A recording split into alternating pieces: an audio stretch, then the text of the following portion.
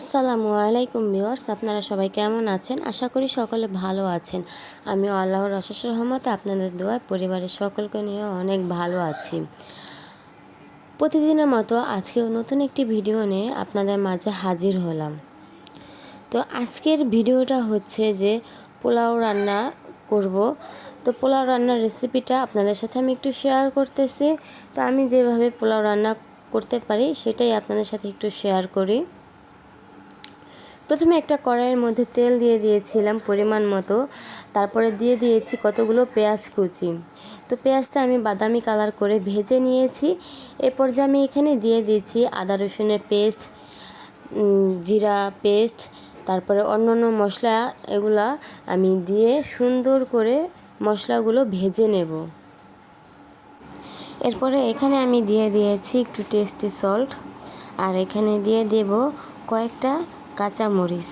তো আমি আস্ত কাঁচামরিচ দিয়ে দিলাম। তো এই মশলাগুলো আমি একটু ভালো করে ভেজে নেব। এরপরে এখানে আমি দিয়ে দেব পরিমাণ মতো লবণ। তো লবণ দেওয়ার পরে আমি এখানে কতগুলো মটরশুঁটি দিয়ে দেব। মটরশুঁটি দিয়েই আমি পোলাও রান্না করব। তো সবগুলো মটরশুঁটি আমি দিয়ে দিচ্ছি। তো মটরশুঁটি দেওয়ার পরে আমি ভালো করে আবারও নাড়াচাড়া করে কষিয়ে নেব। এরপরে আমি দিয়ে দেব পোলাওর চাল।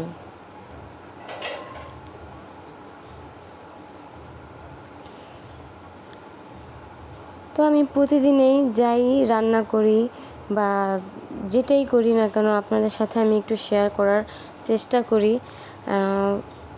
ভালো লাগে আমার কাছে খুব, তাই আমি আপনাদের সাথে একটু শেয়ার করি।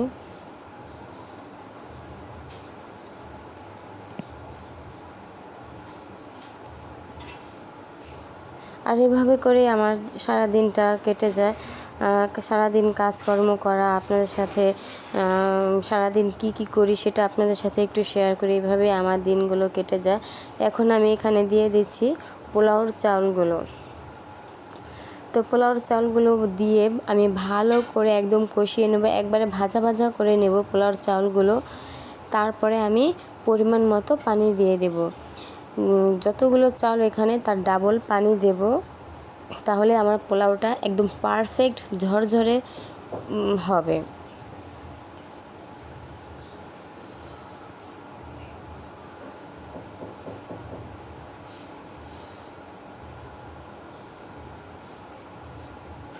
একদম ঝরঝরে পোলাও দেখতেও খুব সুন্দর দেখায় এবং কি খেতেও খুব মজা।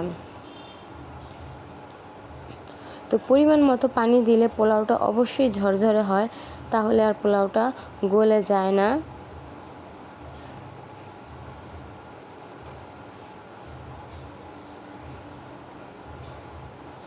আমি পোলাওর চালটা একদম ভালো করে কষিয়ে নিচ্ছি। এ পর্যায়ে আমি এখন দিয়ে দেব পরিমাণ মতো পানি। এখানে যতগুলো চাল আছে তার ডাবল আমি পানি দিয়ে দিলাম। তো পানিটা দিয়ে আমি সুন্দর করে ঢেকে দেব।